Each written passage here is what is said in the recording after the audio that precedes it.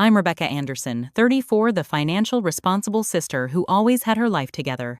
Growing up, I was taught to save while my younger sister Stephanie was coddled and spoiled. For years, I've been secretly paying off her massive credit card debt, trying to rescue her from financial ruin.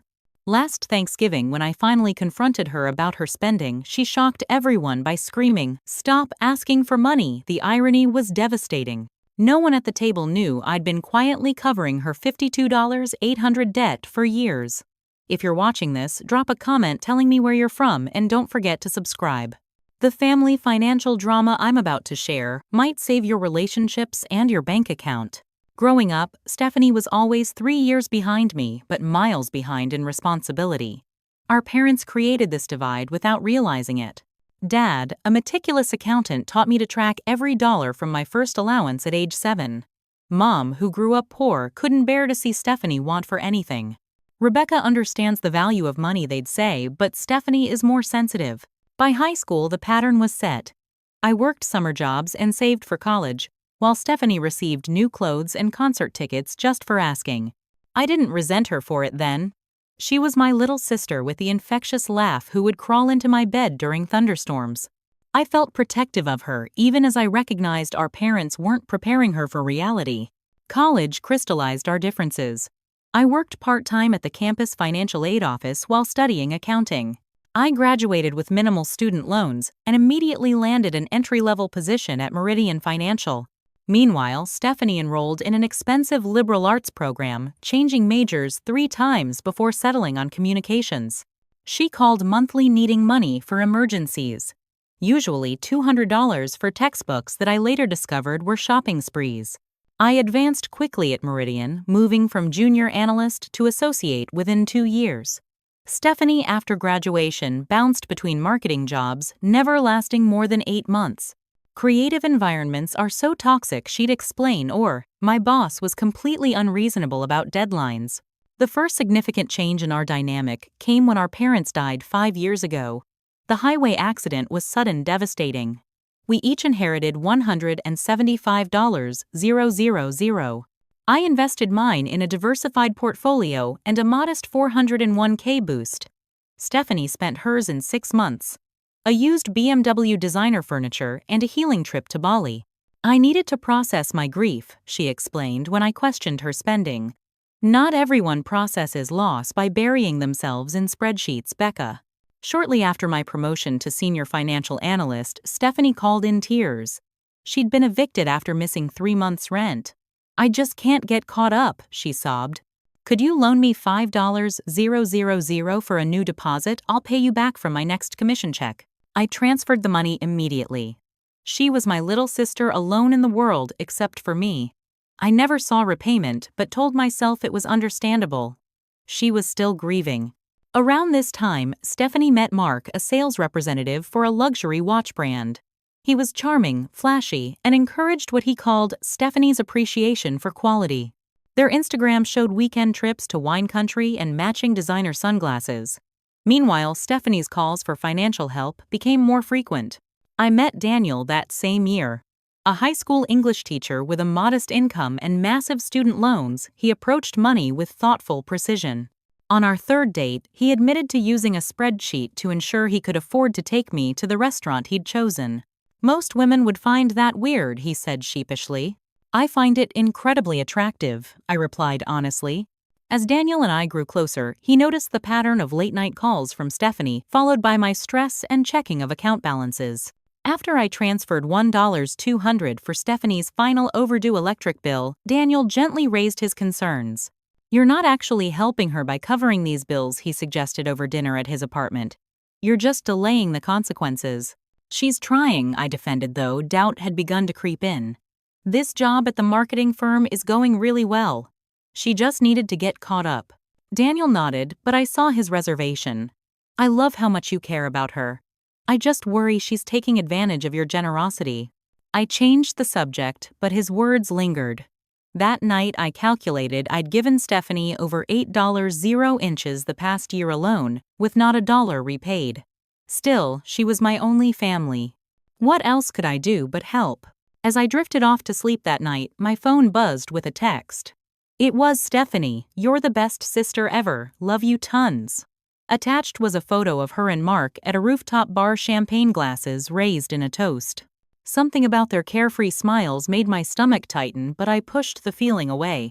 Family takes care of family, I told myself. That's what Mom and Dad would have wanted.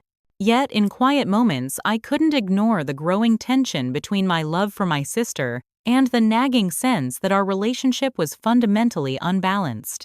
When I'd mention repayment, Stephanie would tear up referencing our parents or her ongoing job stress. Each time I'd back down, unwilling to be the villain in her story. But with each transfer, a small voice inside me grew louder, wondering when, if ever, this financial one-way street would end. Over the next 3 years, the financial requests escalated from troubling to alarming. What started as occasional emergencies became monthly necessities. The timeline tells the story better than I can. January, $1,800 for car repairs. March, $750 for medical bills. April, $2,000 for rent. After a commission didn't come through. June, $1,200 for a professional certification course. August, $900 for more car troubles. October, $3,000 for back rent again. By November, I was tracking these loans in a dedicated spreadsheet which Daniel Riley nicknamed the Stephanie Fund. I wasn't laughing.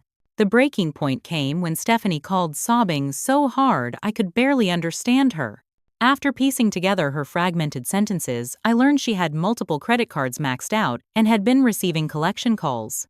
"How many cards?" I asked, my stomach dropping. "3, she whispered. "But I only used them for necessities when things were tight."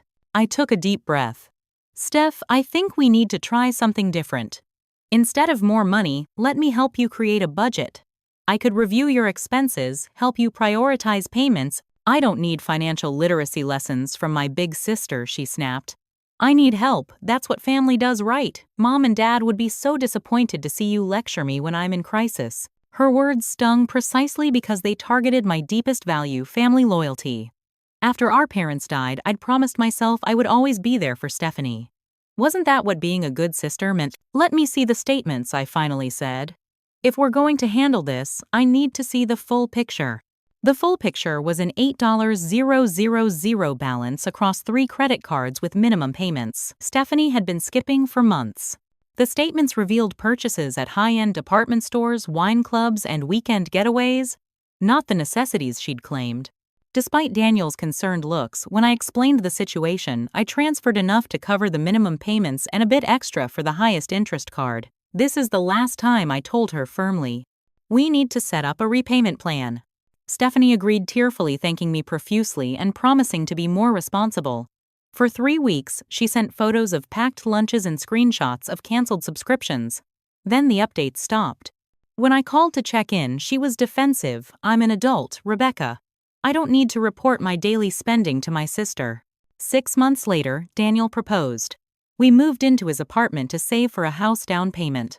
Our tentative timeline: house in 2 years, kids shortly after.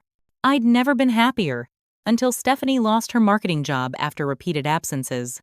"My boss had it out for me," she explained, asking if I could help with rent just until she found a new position. The request, $12,000 to cover 6 months of back pay rent and avoid eviction. When I hesitated, she broke down. "I'll be homeless, Becca. Is that what you want?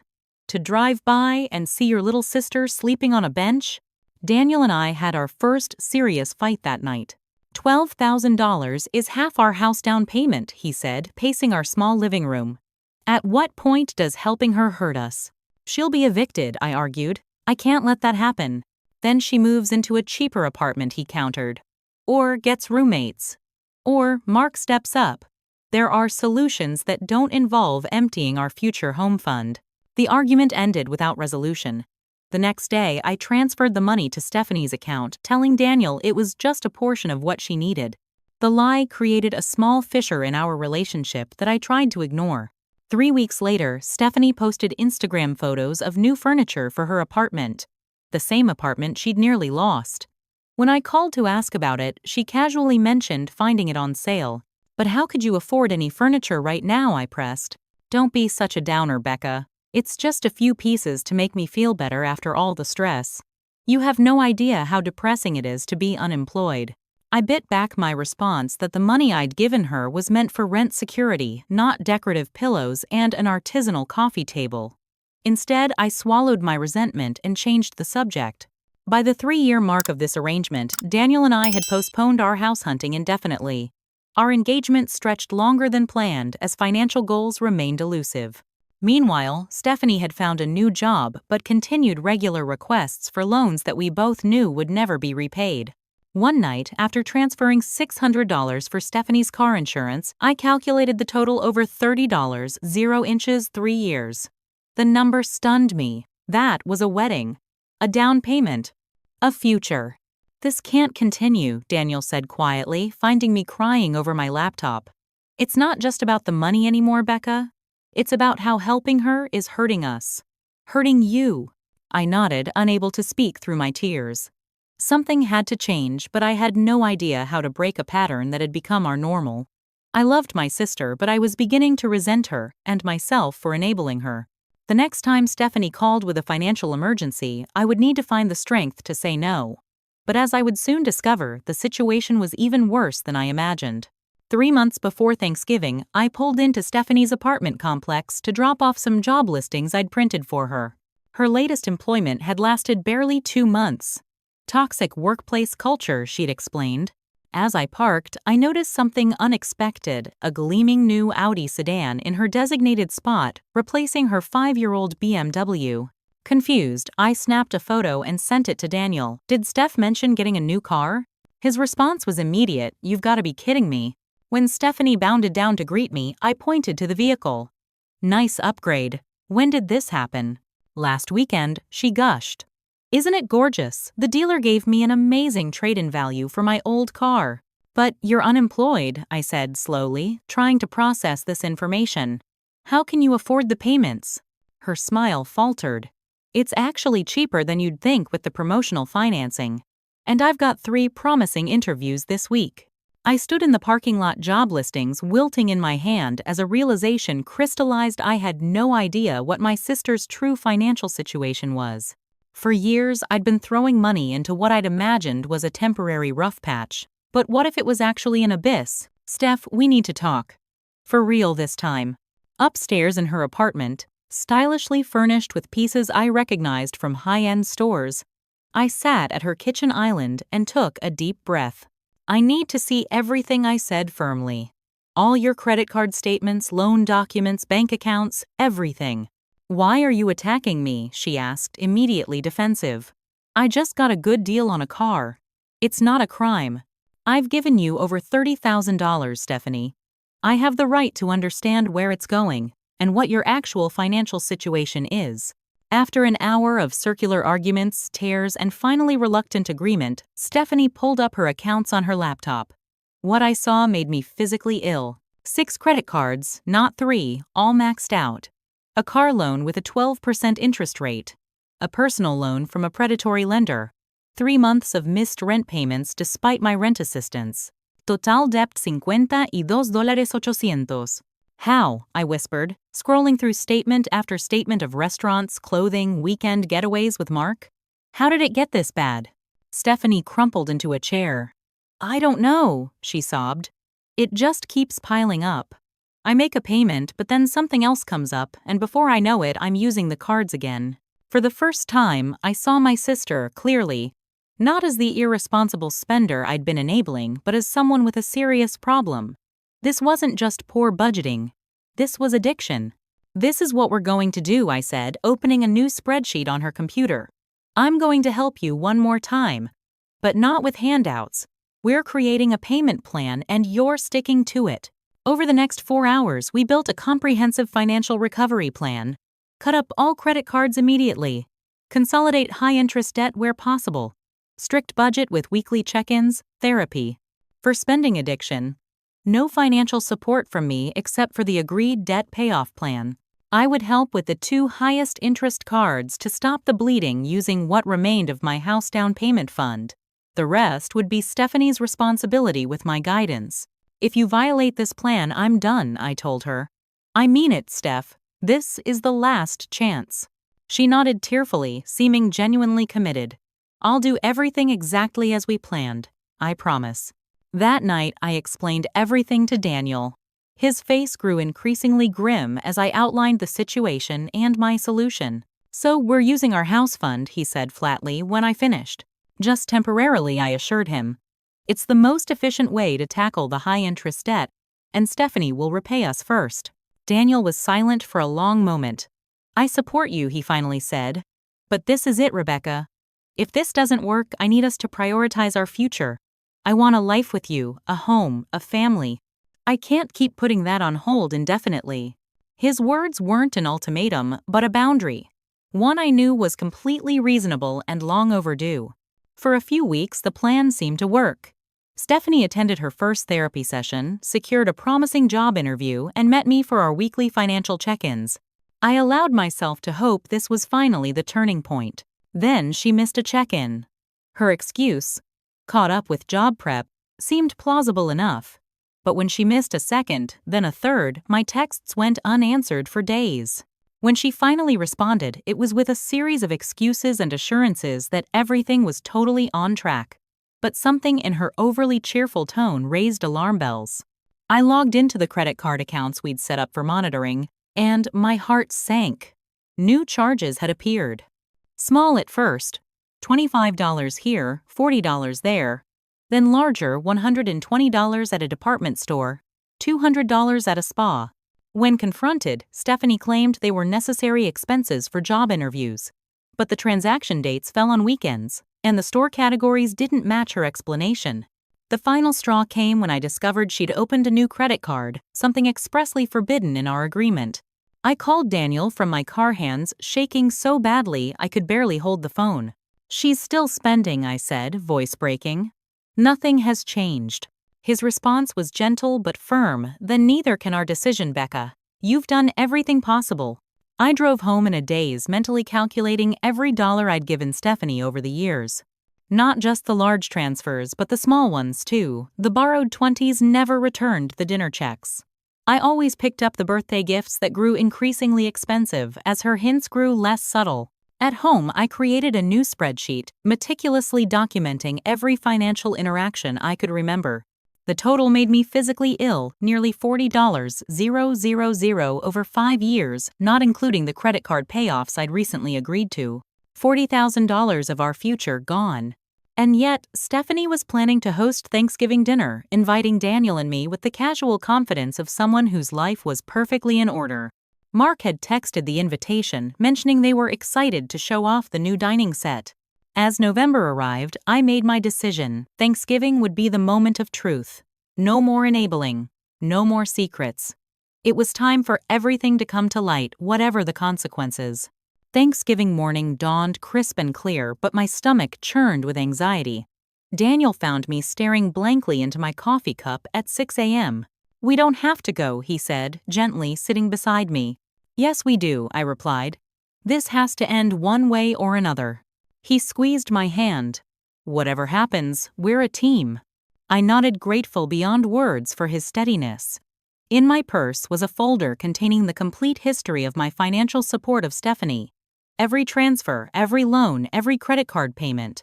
I hadn't planned to bring it, but something told me I would need concrete evidence. We arrived at Stephanie and Mark's apartment at 2 p.m. bearing homemade cranberry sauce and apple pie. The moment we stepped inside, my financial anxiety spiked. The apartment had been completely transformed since my last visit. A plush sectional sofa I recognized from a high-end furniture store replaced their old couch. The dining area showcased a custom hardwood table with 8 matching chairs. Glass front cabinets displayed what appeared to be new china and crystal stemware. On the entry table sat framed professional photos of Stephanie and Mark from a recent photo shoot, both wearing outfits I'd never seen. "Welcome," Stephanie trilled, embracing me in a cloud of expensive perfume. She looked stunning in a new cashmere sweater, her hair freshly highlighted. Mark's making his famous maple bourbon cocktails. Mark emerged from the kitchen sporting an Apple Watch I was certain hadn't been on his wrist during their summer Instagram posts. As he mixed drinks, he casually mentioned they'd booked a New Year's trip to Aspen. Got an incredible deal, he explained, passing me a cocktail. One of my watch clients manages a lodge there. You guys should come, we could make it a couples thing. Daniel caught my eye, his expression carefully neutral as he accepted a drink. Under the table, he squeezed my knee gently. Our silent signal of support. Throughout dinner, I remained mostly quiet observing. Stephanie detailed her new job prospects with a marketing firm, how she'd really connected with the interviewer, and her plans to start in January. Mark boasted about a record sales quarter and hinted at an upcoming promotion. Not once did either of them acknowledge the financial help I'd provided the debt crisis from 3 months ago, or the payment plan that had apparently been abandoned. They spoke as if their luxurious lifestyle was entirely self-generated. As we finished the main course, Stephanie clinked her glass crystal definitely new and announced she had exciting news. "We've put a deposit down on a condo," she exclaimed. "It's in that new development near the riverfront, 2 bedrooms concierge service rooftop pool. We move in February." I froze fork suspended midair. The riverfront condos were the most expensive new development in the city, starting at $600. Meanwhile, I knew for a fact that Stephanie was still $50 0 inches debt unemployed and had missed her therapy appointments for shopping addiction. Daniel's hand found mine under the table, squeezing tightly. "That's quite a step," I managed. "How are you handling the down payment with your current financial situation?" Stephanie's smile faltered slightly. "We've been saving," she said vaguely. "And the mortgage broker found us an amazing financing option. Interest only for the first 5 years," Mark added proudly. "Practically free money." I took a deep breath. "Stephanie, 3 months ago, you showed me over $50,000 in credit card debt. We created a payment plan that you haven't followed. You're still unemployed. How can you possibly afford a luxury condo?" An uncomfortable silence fell over the table. Mark looked confused, glancing between us. "Becca, let's not do this now," Stephanie said tightly. "It's Thanksgiving." I think this is exactly the right time, I countered, my voice steadier than I felt. "I've spent years helping you financially, and nothing has changed. In fact, things are worse. You're still spending money you don't have." Mark turned to Stephanie. "What is she talking about? What debt?" Stephanie's face flushed. "Rebecca is obsessed with money. She thinks everyone should live like a financial analyst, counting every penny." "That's not fair," Daniel interjected quietly. "Rebecca has been incredibly generous with you." "Oh please," Stephanie scoffed, her voice rising. "Just because you two want to live like monks, saving for some theoretical future, doesn't mean everyone has to. Some of us actually enjoy life instead of hoarding money." My hands trembled as I reached for my purse and withdrew the folder. "This is a record of every dollar I've given you over the past 5 years, I said, placing it on the table. "Nearly $40,000, not including the credit card payments I agreed to 3 months ago. Mark picked up the folder, his expression shifting from confusion to shock as he flipped through the pages. "You've been getting money from your sister all this time," he asked Stephanie. "You told me your inheritance was covering the shortfalls." "It's not like that," Stephanie said defensively. "Rebecca offered to help. I didn't ask for all this." And that's when it happened. The moment that would echo in my mind for months to come. "Stop asking for money," Stephanie shouted, jumping to her feet. "Every time we see you, it's, 'Where's my repayment?' and 'Are you following the budget?'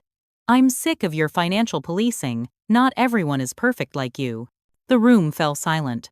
Mark stared at the documents. Daniel watched me with concern, and I sat there stunned by the complete inversion of reality. "I have never," I said slowly, "fighting to keep my voice level, asked you for money. Not once.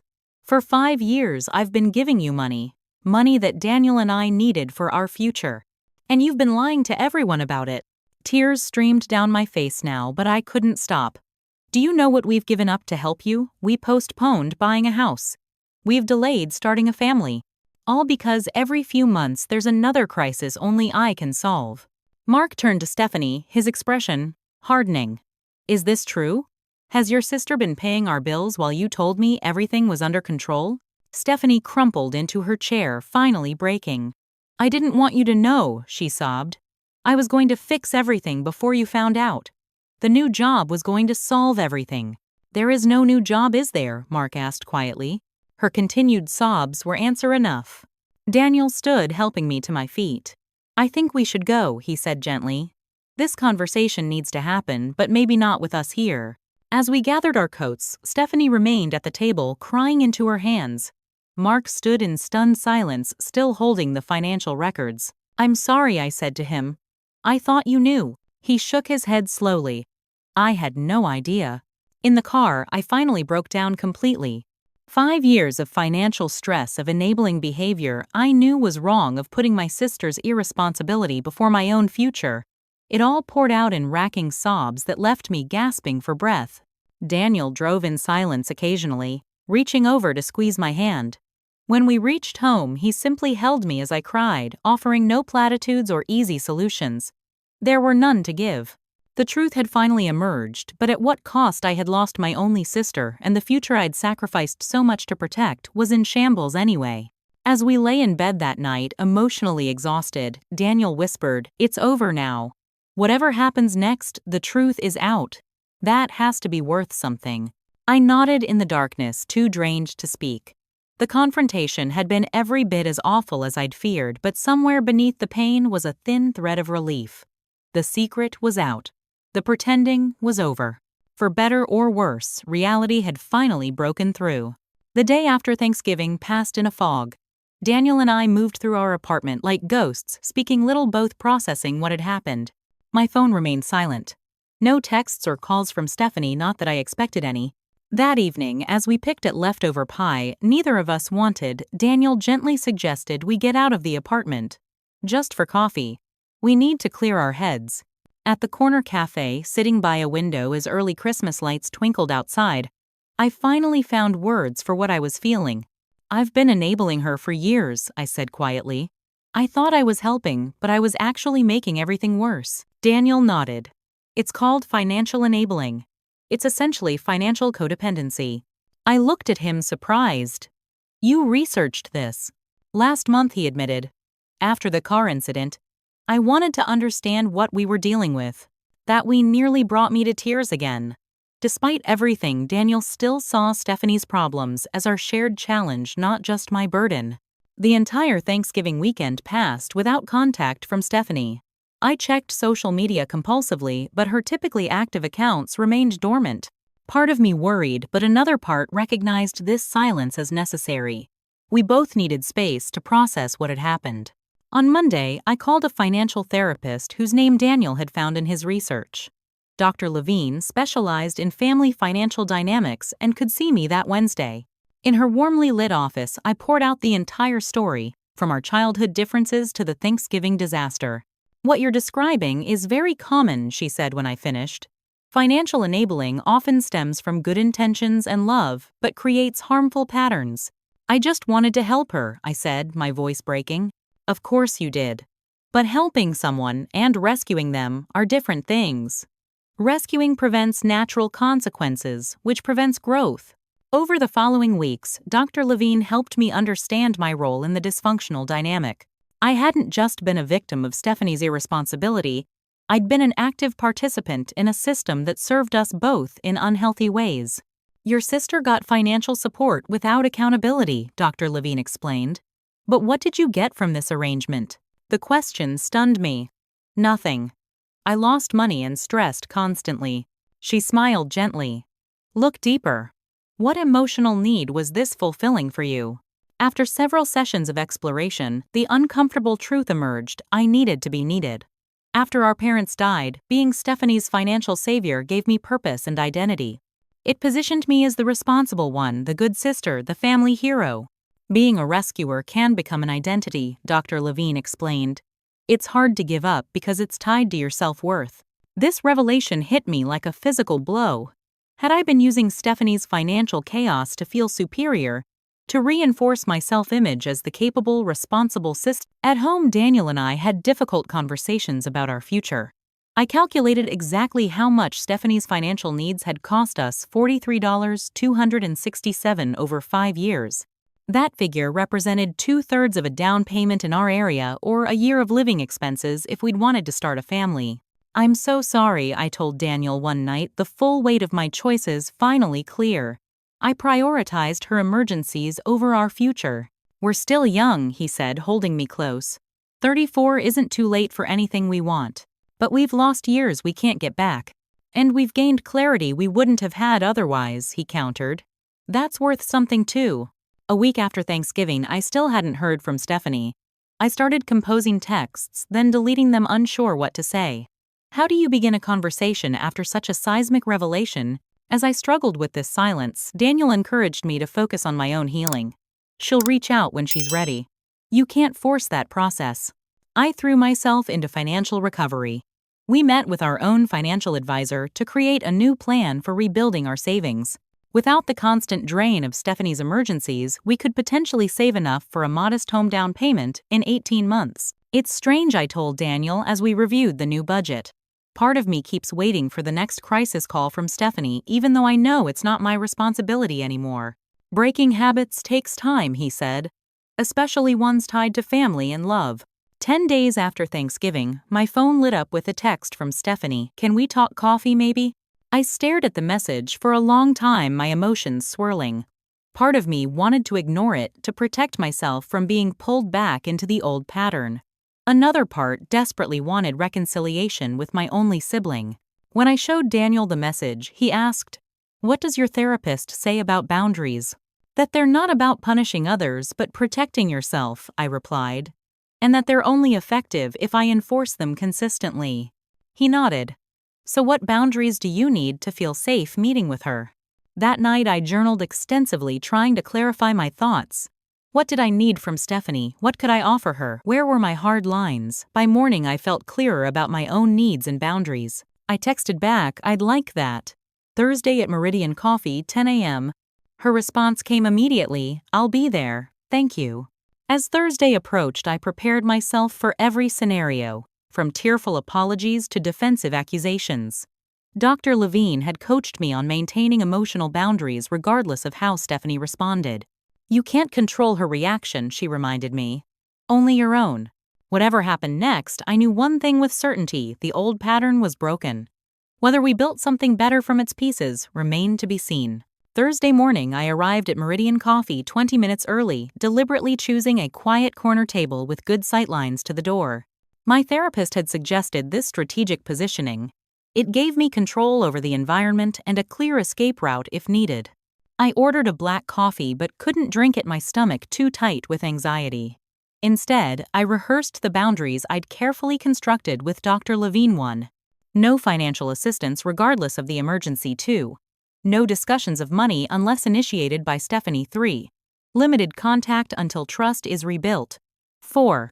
Immediate exit if manipulation tactics begin. At precisely 9:58 a.m., Stephanie pushed through the door. I almost didn't recognize her. Gone was the designer handbag, the carefully highlighted hair, the statement jewelry. Her hair was pulled back in a simple ponytail, she wore minimal makeup, and her outfit was notably understated: jeans, a plain sweater, and boots I'd seen her wear for at least 2 seasons. She spotted me and moved hesitantly toward the table, carrying a small coffee she'd clearly purchased elsewhere to save money. A first in my memory. "Hi," she said softly, sliding into the chair across from me. "Hi," I replied, suddenly unsure what to say despite all my preparation. An awkward silence stretched between us. I had promised myself I wouldn't speak first, wouldn't rush to fill the uncomfortable space as I had done our entire lives. Finally, Stephanie took a deep breath. "I want to apologize," she said, her voice steady but quiet. "What happened at Thanksgiving? What's been happening for years? It's inexcusable. I've been selfish and dishonest, and you didn't deserve any of it." I blinked, surprised by the directness of her apology. There was no minimizing, no, but you have to understand qualifier I'd grown accustomed to hearing. "Thank you for saying that," I replied carefully. "It means a lot to hear you acknowledge it." She nodded, looking down at her coffee cup. "After you left, Mark and I had a long conversation.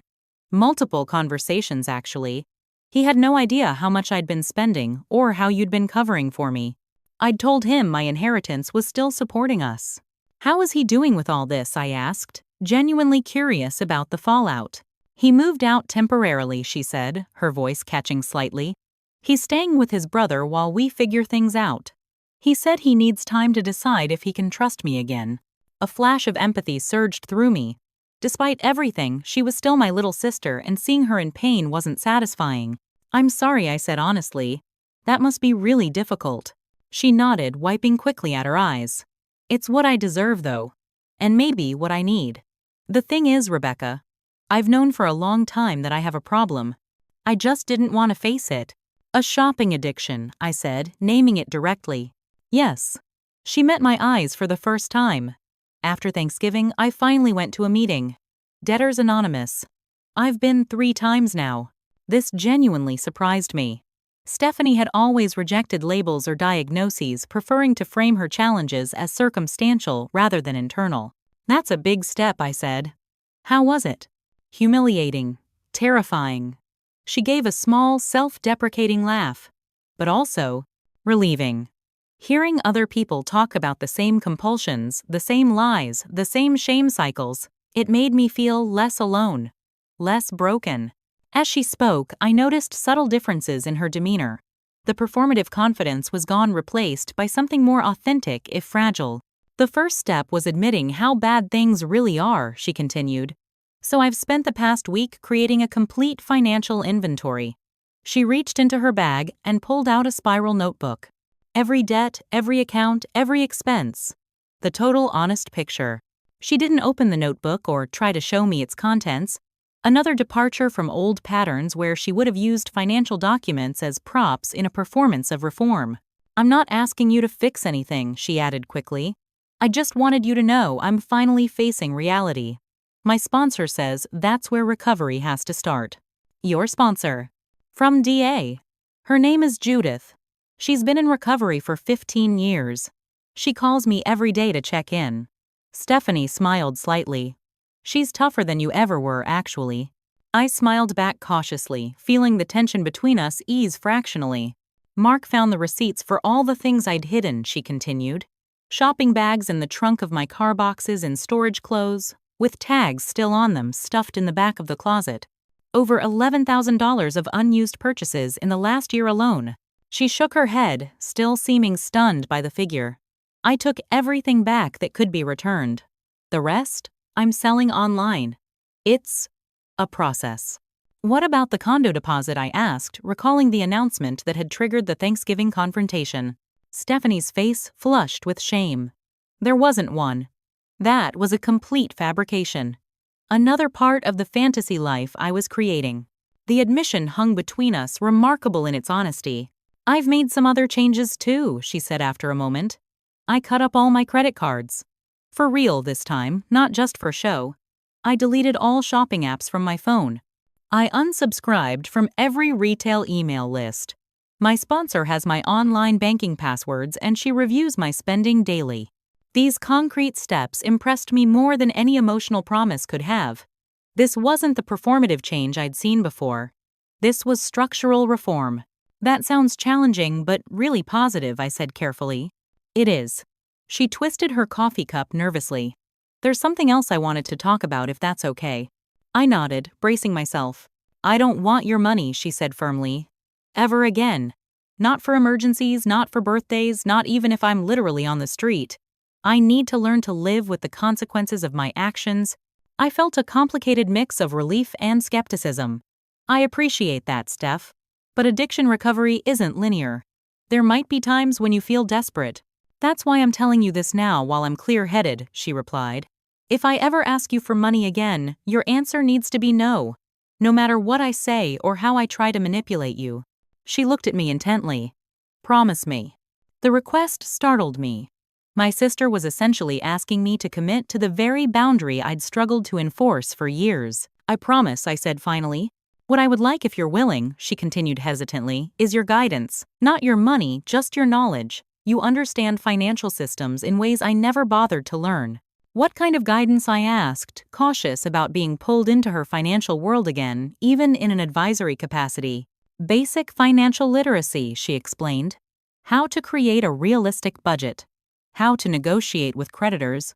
How to rebuild credit eventually." My sponsor is great for addiction support, but she's not a financial expert. I considered this request carefully. It wasn't financial responsibility, it was education. And it maintained the boundary that protected my own resources. I could do that, I said finally. But with conditions. We'd need regular scheduled meetings, not emergency calls. And if you stop showing up or following through, I step back completely. That's fair, she agreed. More than fair, actually. As our conversation continued, Stephanie shared more about her recovery process. She'd taken a job at a local bookstore, modest pay but consistent hours, and a soothing environment removed from the temptations of retail.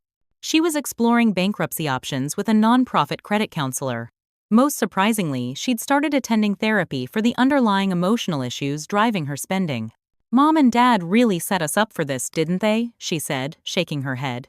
"You became the responsible one who could never relax about money, and I became the irresponsible one who couldn't face financial reality." The observation struck me with its clarity. In all my therapy sessions, I had been approaching our dynamic as something Stephanie and I had created, not as something we had inherited. "They meant well," I said softly. "But yes, I think they did." As our coffee grew cold, Stephanie reached into her bag again and withdrew a small package. "I made you something," she said, pushing it across the table. "It's not much." I unwrapped it cautiously to find a handmade booklet, its cover reading Financial Recovery Journal. Inside were carefully drawn spreadsheet templates, expense tracking pages, and inspirational quotes about financial health. "I know you use apps for all this," she said quickly, "but making it helped me understand the systems better. It's more symbolic than practical." I ran my fingers over the neat columns, the careful lettering. The effort and thought it represented meant more than any expensive gift she'd ever given me. "Thank you," I said, genuine emotion in my voice. "I'll keep it." As we prepared to leave, an uncomfortable question lingered in my mind. "What about the money I've already given you?" I asked finally. "I don't expect to get it all back, but—" "I've started a repayment plan," she interrupted. "It's in my budget. $20 a week for now. It's small, I know, but it's what I can consistently manage." $20 a week would take. I did the quick math in my head. 41 years, she finished with a sad smile. "I know. But as I get more stable, I'll increase the amount." This is just where I'm starting. The commitment to such a long-term repayment plan, however, symbolic, showed a level of accountability I hadn't seen before. As we stood to leave, Stephanie hesitated, then asked, "Do you think we could do this again sometime?" "Just coffee, I mean. Not as financial advisor in disaster, but as sisters." The question touched something deep in me. The little girl who had taught her sister to ride a bike, who had braided her hair for school pictures, who had whispered stories during thunderstorms to keep her fear at bay. "I'd like that," I said honestly. "Maybe in a couple of weeks," she nodded, relief washing over her face. "I'd like that too." We didn't hug goodbye, we weren't there yet. But as I watched her walk away, her shoulders straighter than when she'd arrived, I felt something I hadn't expected, a fragile, cautious hope. 1 month after our coffee meeting, the holiday season was in full swing. Daniel and I had decided to spend Christmas, just the two of us, a peaceful break from family complexity. I hadn't seen Stephanie since our coffee shop conversation, though we'd exchanged occasional texts, brief updates, nothing deep. Then, on December 15th, a small package arrived at our apartment. Inside was a handmade budget book similar to the one Stephanie had given me, but clearly designed for a couple. The note read simply, "For your new start. Love, Steph." Daniel examined it with surprise. This must have taken her hours. "She's trying," I said, feeling unexpectedly moved. That evening, Stephanie texted, "Would weekly financial check-ins via Zoom work for you Sundays at 7? No pressure." After consulting with Daniel, I agreed. Our first session was awkward but productive. Stephanie shared her computer screen, walking me through the budgeting system she'd developed with her sponsor. She'd categorized every expense, tracked every dollar, and implemented a cash envelope system for variable spending. "The bookstore job is working out well," she told me. "It's not glamorous, but the manager is supportive of my recovery." She even adjusted my schedule so I could attend midday DA meetings. "That's great," I said, genuinely impressed. "Have you heard anything from Mark?" Her face clouded slightly. "We're talking. He comes over once a week for dinner. He's still processing everything, but he hasn't given up on us entirely." The following week, Stephanie excitedly shared news of a job interview at a local marketing firm, a junior position with growth potential.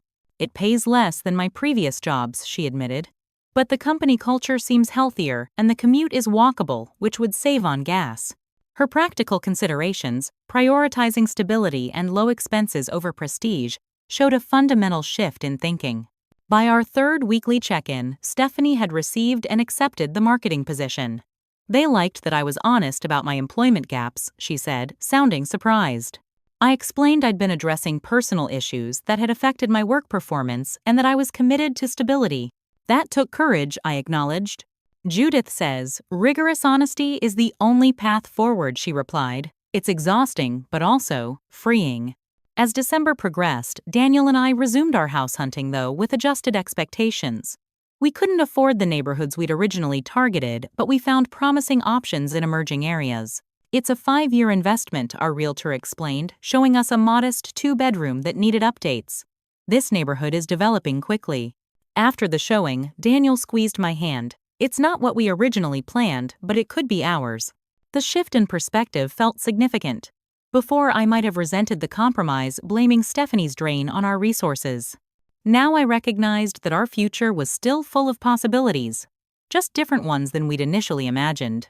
Meanwhile, Stephanie continued her recovery work with determination that surprised me.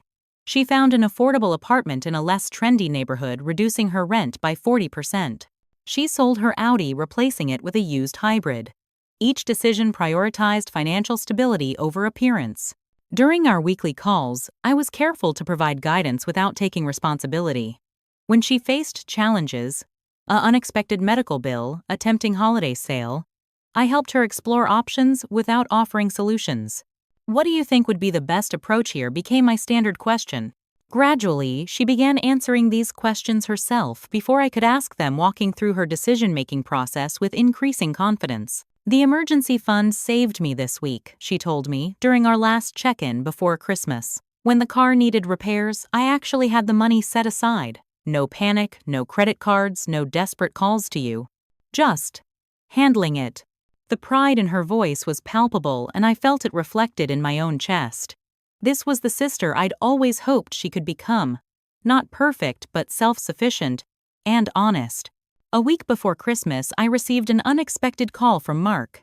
After awkward pleasantries, he got to the point. I'm trying to understand what happened, he said. Between you and Stephanie, I mean. She's told me her side, but I'd like to hear yours if you're willing. The request surprised me. Sure, I replied cautiously. What specifically are you wondering about? How long has this financial situation really been going on?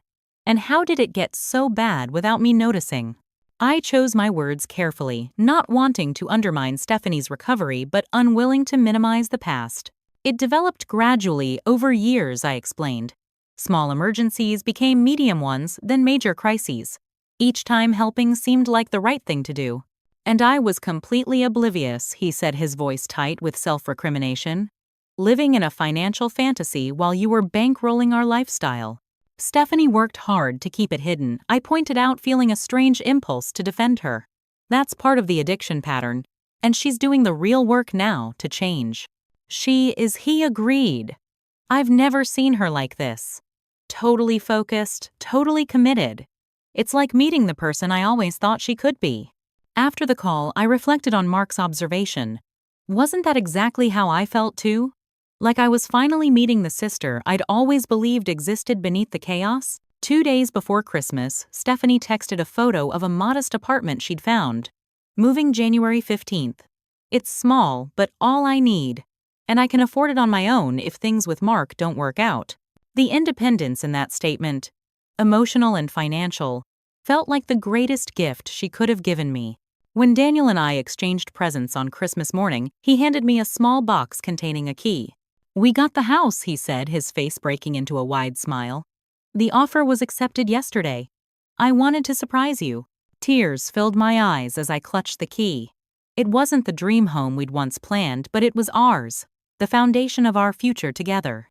There's something else, Daniel added, pulling out an envelope. Inside was a check for $500 and a note from Stephanie, first installment. Not much, but a promise kept. Merry Christmas. It wasn't the money that mattered. It was the commitment to accountability, the concrete action behind her words. That night, as we sat by our small Christmas tree, I reflected on how much had changed in just 1 month. The painful Thanksgiving confrontation had somehow catalyzed genuine transformation for both Stephanie and me. "Do you think it will last?" Daniel asked gently. "Her recovery, I mean." "I don't know," I answered honestly. Addiction recovery isn't linear. There might be setbacks. But something feels different this time, like she's finally facing reality instead of running from it. "And what about you?" he asked. "Has anything changed in how you see things?" I considered this carefully. I think I've learned that helping someone doesn't always mean rescuing them. Sometimes it means letting them face consequences so they can grow. He nodded, pulling me closer. "That's a hard lesson to learn." "The hardest," I agreed, "but maybe the most important." As the year drew to a close, I found myself approaching our future with a newfound sense of peace. The financial damage of the past couldn't be undone, but it also didn't determine what came next. We were moving forward, all of us, with clearer eyes and stronger boundaries. And that perhaps was worth more than any dollar amount could measure. 6 months after the Thanksgiving confrontation that changed everything, Daniel and I hosted our engagement party in the backyard of our new home. The modest 2-bedroom we'd purchased needed work. The kitchen cabinets were outdated, the bathroom tiles cracked. But it was ours, and we'd spent weekends painting and planting, transforming it into a place that felt like home. We'd kept the guest list small, close friends, Daniel's family, and yes, Stephanie. She arrived exactly on time, carrying a properly wrapped gift rather than the last-minute gift cards she'd typically relied on. Mark accompanied her. They'd recently reconciled after 4 months of separation and counseling. During a quiet moment while Daniel showed his parents around the house, Stephanie pulled me aside to the quiet corner of the garden. "I have something for you," she said, handing me an envelope separate from the engagement gift. "It's not part of the celebration. It's part of my commitment." Inside was a check for $1,500, far larger than the small installments she'd been making. "Steph, this is too much," I said, concerned. "Your recovery plan is intact," she assured me. I got my first quarterly bonus at work. After discussing it with Judith, I decided to allocate half to debt repayment. The rest went to my emergency fund. The methodical approach, consulting her sponsor, prioritizing financial stability while also fulfilling obligations, demonstrated just how far she'd come. "I've reduced my total debt by 15%, she added with quiet pride. "It's still a mountain, but at least I'm climbing it now instead of pretending it doesn't exist." "I'm really proud of you," I said, and meant it completely. She smiled. A genuine expression that reached her eyes, not the performative brightness of the past. "I have a long way to go, but for the first time, I actually believe I can get there." As we rejoined the party, I found myself reflecting on the journey of the past 6 months. The financial damage couldn't be undone. Daniel and I had indeed purchased a more modest home than we'd originally dreamed of in a neighborhood farther from the city center than we'd planned. But the emotional freedom we'd gained had proven invaluable. No longer did I flinch when my phone rang, anticipating another crisis. No longer did financial discussions with Daniel include the unspoken weight of Stephanie's needs. We were building our life on clear-eyed reality rather than resentment and obligation. For her part, Stephanie had embraced financial literacy with unexpected enthusiasm. She'd completed a 6-week financial education course at the community center learning basics she'd avoided her entire adult life. She tracked her spending meticulously and celebrated small victories. Making coffee at home, bringing lunch to work, finding free weekend activities. The strangest part, she told me during our now monthly financial check-in, is realizing that financial stability actually feels better than shopping. The peace of having an emergency fund beats the temporary high of buying something new. This insight, that security could provide greater satisfaction than consumption, represented a fundamental shift in her relationship with money. Daniel had watched this transformation with cautious optimism, gradually lowering his guard, as Stephanie consistently demonstrated her commitment to change. When she suggested a modest family vacation later in the year, everyone paying their own way, staying in affordable accommodations, he was the first to agree. "People can change," he told me later that night, after our guests had left. I wasn't sure I believed that 6 months ago. As I prepared for bed, I thought about the lessons I'd learned through this painful journey. Lessons that had nothing to do with dollars and cents and everything to do with human connection and self-worth. I had learned that true generosity sometimes means saying no, that enabling someone's destructive behavior isn't actually helping them no matter how much you love them. I had learned that boundaries aren't walls to keep people out, but structures that allow relationships to flourish in healthy ways. I had learned that financial entanglement often masks deeper emotional patterns. In my case, a need to be needed that had prevented me from allowing my sister to grow up and take responsibility. And perhaps most importantly, I had learned that it's never too late to change the script. That family patterns established in childhood can be recognized, addressed, and ultimately transformed. The next morning, over coffee on our small patio, I shared these reflections with Daniel. "Do you regret it?" he asked. "All the money you spent trying to help her over the years?" I considered this carefully. I regret that I enabled behaviors that were hurting her. I regret that I prioritized her emergencies over our future together. But I don't regret trying to help my sister. I just wish I'd understood earlier what real help looks like. He nodded, understanding. "And what does real help look like?" "Supporting someone's growth rather than protecting them from consequences," I said. "Offering guidance instead of rescue. And sometimes loving someone enough to let them face the reality of their choices." These weren't just abstract principles anymore. They were hard-won wisdom that had cost me financially but enriched me emotionally.